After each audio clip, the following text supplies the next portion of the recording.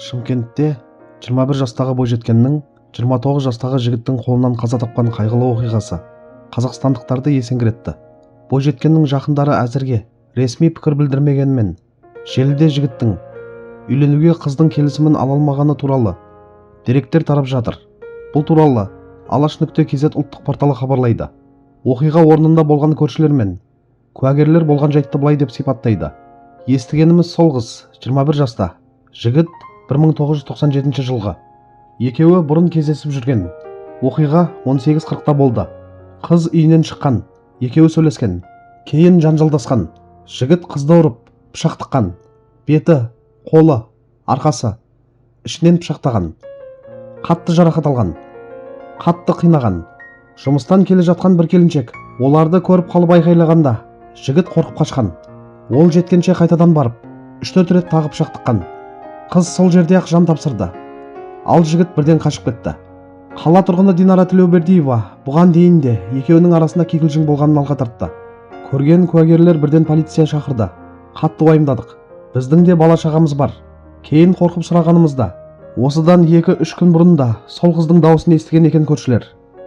Жұмыстан қайтып келе жатқандар екеуінің ұрысып, айғайласып тұрғанын көрген екен. Не себеп екенін білмейміз. Дегенмен 2-3 күн қатарынан екеуі жанжалдасып, ақыры осылай болып отыр. Қаза болған Нұрай Серікбай 21 жастағы студент, 3 баланың кенжесі болған.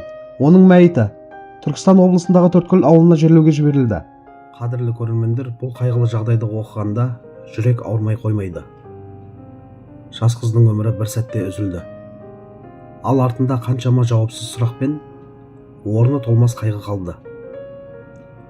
Қазір қоғамда түрлі әңгіме, болжам көп айтылып жатқан сияқты, бірақ нақты шешімді тек тергеу береді.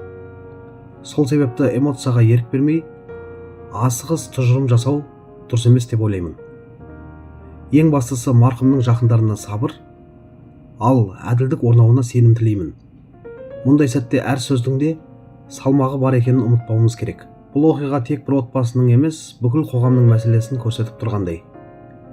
Қарым-қатынастағы жанжал, бір-бірін тыңдай алмау, ашуға ерік беру, соңы орны толмас қасіретке әкеліп отыр. Қыз баланың қауіпсіздігі, жастардың психологиялық дайындығы, қиын жағдайда көмек сұрау мәдениеті туралы көбірек ойланатын уақыт келген сияқты. Осындай қайғылы оқиғалар қайталанбас үшін бәріміз немқұрайлы болмай, бір-бірімізге жауапкершілікпен қарауды үйренуіміз керек.